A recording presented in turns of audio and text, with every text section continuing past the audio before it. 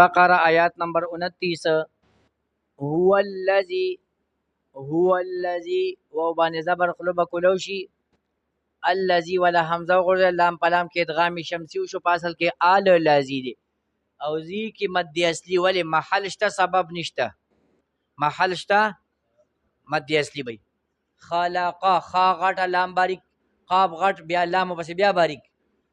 دا احتیاط وکوي کوم کې میم ساکن د رستو ته میم راغلي دي ادغام مثلین مع الغنه ما فی الارض میم الف زبر ما محل مشته سبب نشته یو الف مد فی الارض کې درې صفات عارضه دي فی الارض دي اجتماع ساکنین د وجنه یو غرزده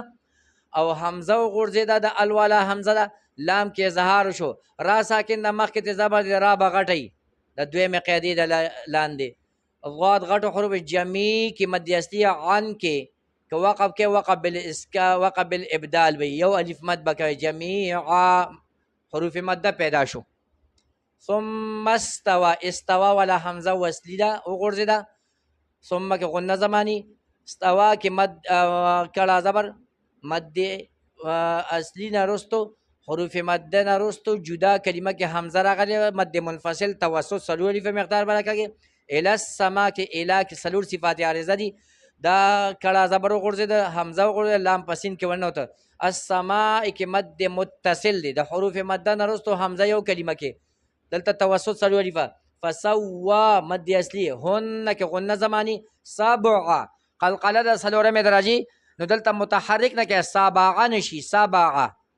سبع سماوات بل دا عین بد سین سره نه تړي سبع السماوات بنوي غلط دي سبع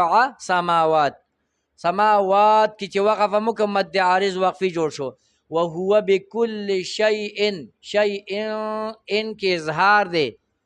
غنونه کې شيء علیم د تنوین رستو عین راغلي دی ادار سره کې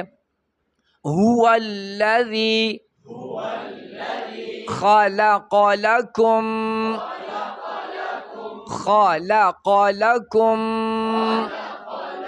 لكم کې وخت کې لكم ما في الأرض جميعا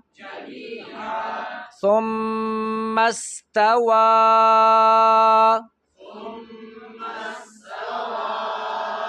إلى السماء أول سين کې مازالو کې إلى السماء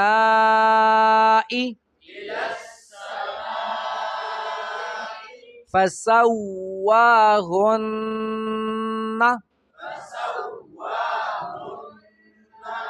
سبع سماوات عين بسين سنة عس سبع سماوات سبع نشي سبع سماوات وهو بكل شيء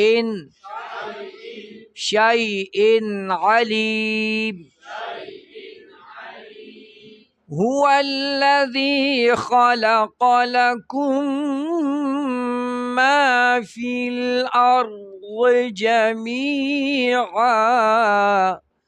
ثم استوى إلى السماء فسواهن سبع سماوات وهو بكل شيء عليم